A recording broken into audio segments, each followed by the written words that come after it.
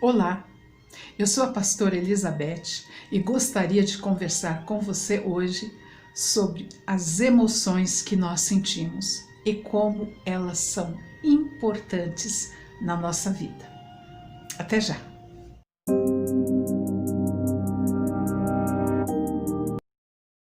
Olá, queridos! Que bom estarmos juntos novamente. Eu espero em Deus que todos estejam se cuidando e se cuidando muito. Os irmãos Grimm. Com certeza, você pode até não ter ouvido falar deles, mas conhece Branca de Neve, Cinderela, você conhece com certeza Rapunzel, João e Maria, e muitas outras histórias como a Bela Adormecida, o Gato de Botas. Nascidos na Alemanha e muito preocupados com a cultura do seu povo, esses meninos, embora sendo excelentes advogados, dedicaram-se a procurar, a remexer, a pesquisar no meio das vilas, no meio do povo mais simples, a descobrir falas, histórias, contos que mostrasse um pouco do pensamento, do ideal e do projeto de vida do seu povo. Foi tão importante o seu trabalho que eles ajudaram a formar o dicionário definitivo da língua alemã. A dupla ia ouvindo essas histórias e ia contando de forma maravilhosa. E foram contadas tão cheia de encanto e com sua alma, com seu amor, com seu coração, que elas foram ganhando fama e ganharam o mundo inteiro. Algumas histórias que os irmãos contavam eram baseadas até em fatos verídicos, como por exemplo a Branca de Neve. A história é contada a partir de uma realidade vista por eles, de uma moça que se apaixona por um príncipe espanhol e não podendo, continuar com esse romance, ela foi encontrada morta, envenenada. Também eles tiram do próprio meio em que eles viviam a história de João e Maria, que são duas crianças abandonadas, jogadas à própria sorte no meio da floresta, porque os seus pais não tinham condição de criá-las. Isso era muito comum na época, um povoado muito simples, muito pobre, quando não tinha essa condição de dar aos seus filhos uma vida digna, os abandonava no meio da floresta à própria sorte. E assim, a partir das próprias coisas vividas pelas vilas, pelas aldeias no seu tempo, eles iam contando essas histórias e criando outras, trazendo para a realidade do mundo infantil, aguçando as suas imaginações. Então, a criança é colocada diante desses contos a perceber, a usar a sua imaginação. Sem contar que a criança, logo cedo, era inserida na sua língua e também era incentivada a ler. E com certeza, quando adultas, se tornavam ótimos leitores. Esses eram os irmãos Grimm, homens que não só se preocuparam em dar leis e reger e mandar e comandar e fazer a lei prevalecer, mas eles eram empenhados em fazer a sua nação prosperar através da cultura. Os irmãos Grimm fizeram muito pelo seu país, mas não foi só isso. Fizeram muitas coisas por nós mesmos, porque todos nós, de alguma forma, algum dia se encantou por um conto de fada. Mas tem uma história deles que eu acho importante e muito interessante, porque eles eram extremamente criativos. Mas a história que eu gostaria de compartilhar com você é a história que se chama assim: O Rapaz que queria aprender a ter medo. É bem isso mesmo, parece muito estranho, mas é essa a história. Um pai tinha 2 filhos. O mais velho era extremamente criativo, ligeiro, cheio de habilidades. E ele, sempre que olhava para o seu filho mais velho, ele pensava: esse menino vai ter futuro, vai dar alguma coisa muito boa. Já o mais novo era totalmente diferente. Acomodado, quieto, num canto, parado, sempre olhando os outros, nunca fazia nada, uma indisposição só. Foram crescendo, se tornando jovens. Ali por volta dos 18 anos, o mais velho olhou para ele e falou assim: cara, o que é que você vai fazer da sua vida? Pelo amor de Deus, está na hora de você se movimentar, fazer alguma coisa. Preste atenção no que você está fazendo da sua vida. Você não se movimenta. É assim que você quer viver? O pai, ouvindo a conversa, diz: é verdade. Como é que você vai fazer? Como você vai se sustentar? O garoto responde o seguinte: tem uma coisa que eu gostaria muito de aprender. Eu gostaria de aprender a ter medo. Eu não sei o que é isso, eu nunca senti um calafrio de medo, eu nunca tive essa sensação. Eu quero aprender a ter medo. Seu pai então lhe diz o seguinte: com certeza um dia você vai aprender a ter medo, mas é preciso você aprender a ter uma forma de se sustentar. Ele então arruma a mochila, vamos dizer assim, e sai pelo mundo à procura de aprender a ter medo. Vai para todos os lugares possíveis, encontra todos os perigos mais complicados, passa por todos os perrengues assustadores e nada dele aprender a ter medo.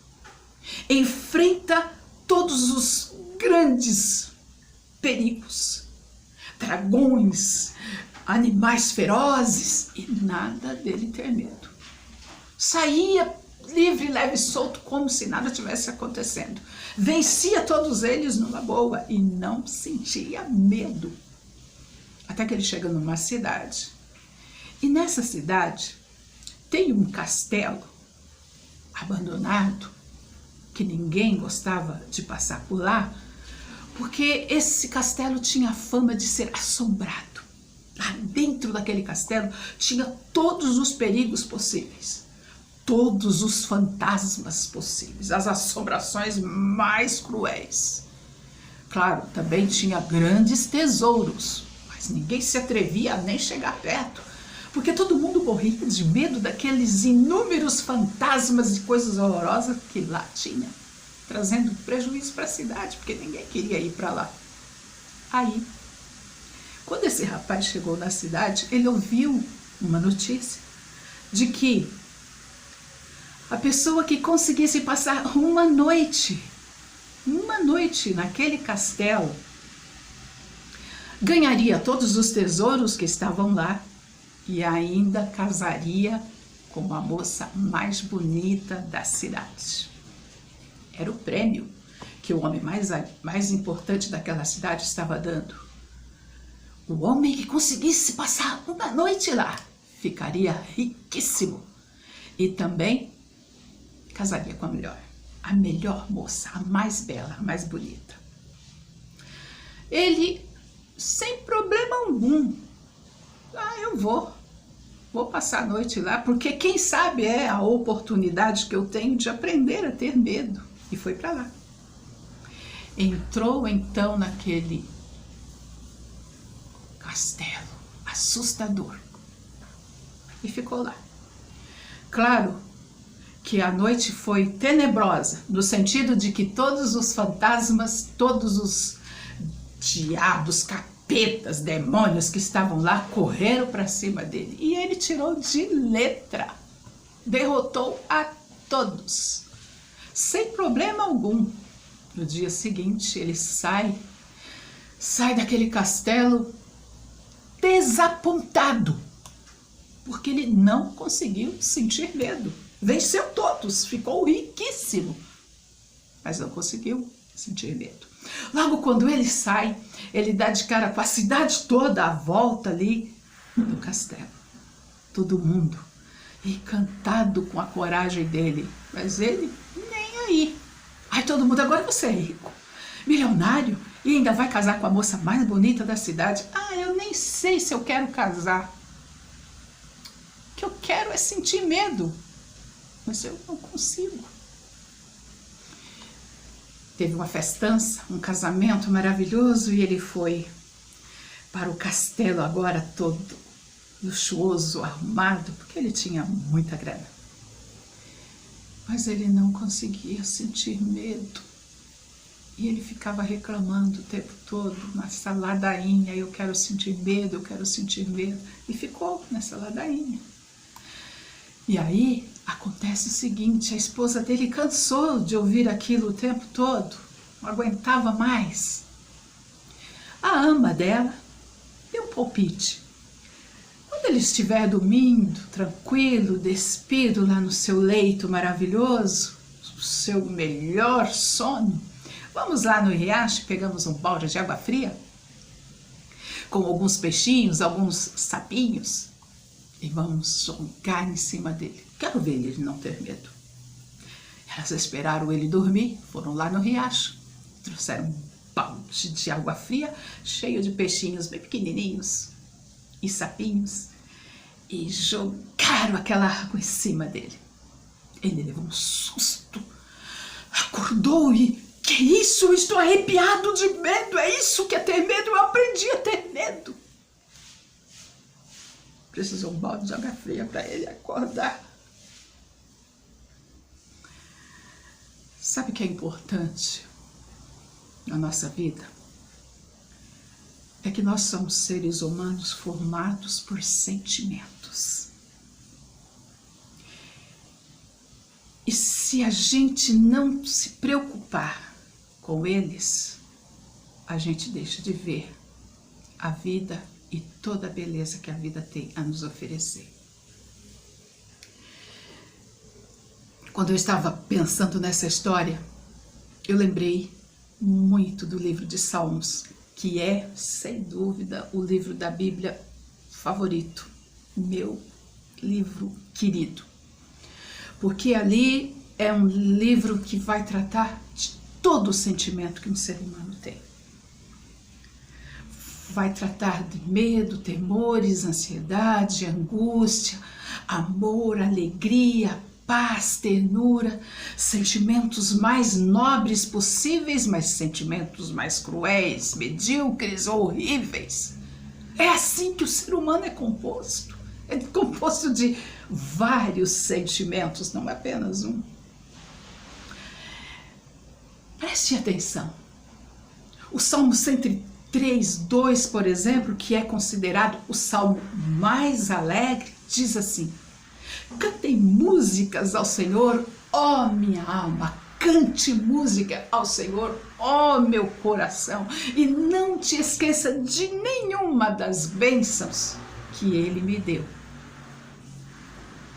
É quando você experimentar a sensação da alegria, o prazer de ter uma situação que produz no seu coração alegria, é para você usufruir, saborear esse momento, viver esse momento, porque ele passa. O Salmo também, lá no Salmo 6, verso 6, também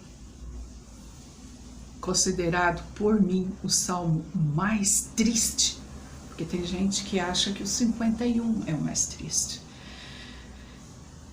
Eu acho que o 51 é o salmo do coração quebrantado, consciente, carente de perdão.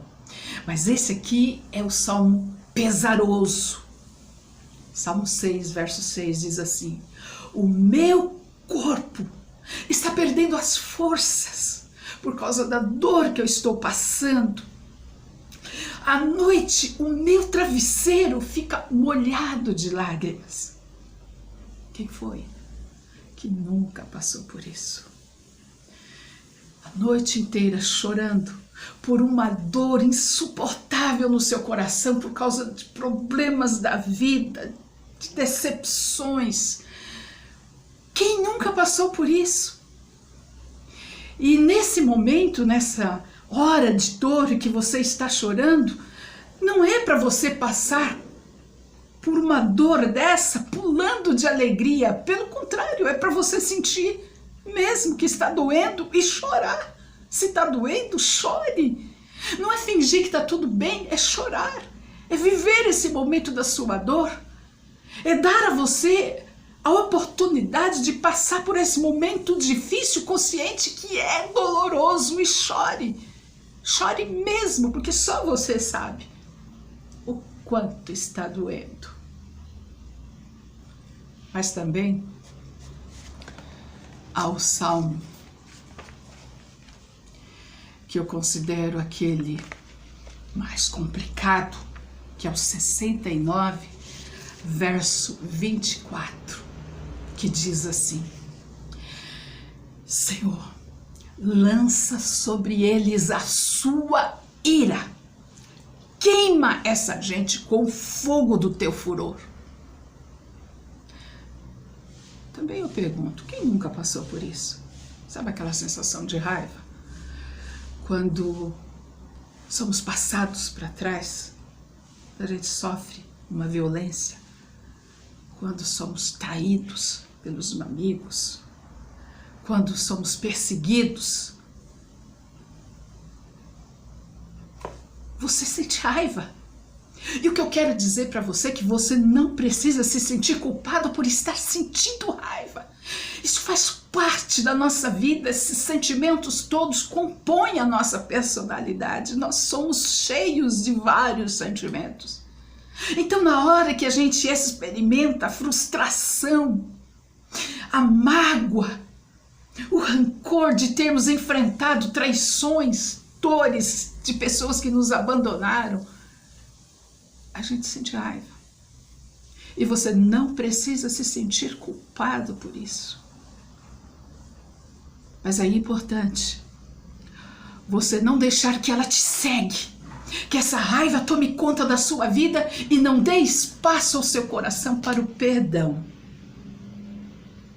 Todos nós somos compostos por vários sentimentos. Aquele rapaz só queria sentir um. E nesse momento em que ele fica o tempo todo querendo ter medo, por exemplo, ele não viu que ele tinha uma família, que ele tinha um irmão inteligente, que ele tinha um pai amoroso, que ele tinha o aconchego de um lar.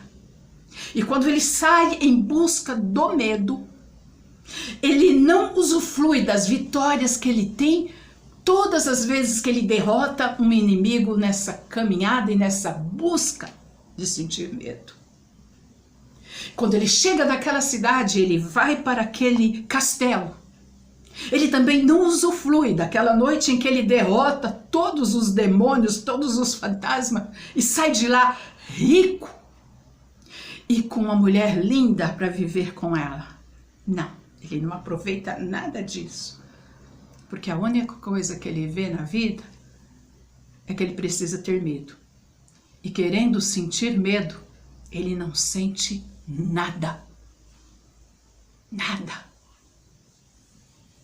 E foi preciso jogar um balde de água fria nele para ele acordar e ver que a vida é composta de muitos sentimentos.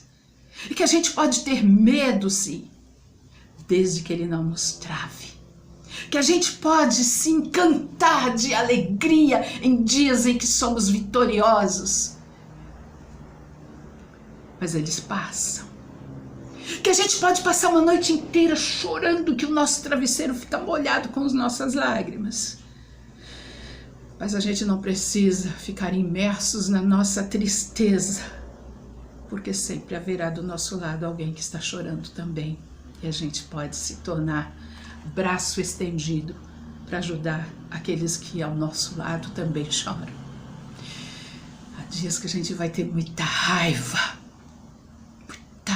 dentro do coração, mas não deixe ela cegar a visão para que a gente não possa perdoar, amar e trazer para a nossa vida a recompensa de ter um coração generoso. O que está faltando em você? Um balde de água fria? Não precisa. Abra o coração para sentir todos os sentimentos possíveis e administre cada um deles para que nenhum seja demasiadamente importante, mas que todos venham compor a sua personalidade, fazendo você florescer. Nenhum pode ser mais importante que o outro, porque todos eles compõem a grandeza e a beleza da sua vida.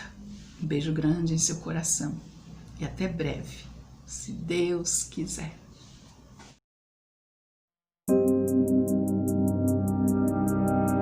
Se essa mensagem foi bênção na sua vida, compartilhe com outras pessoas.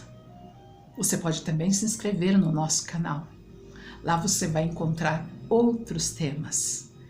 E se você quiser, você pode fazer o seu comentário e até mesmo sugerir outros temas para a gente estar conversando aqui. Um beijo grande e até breve.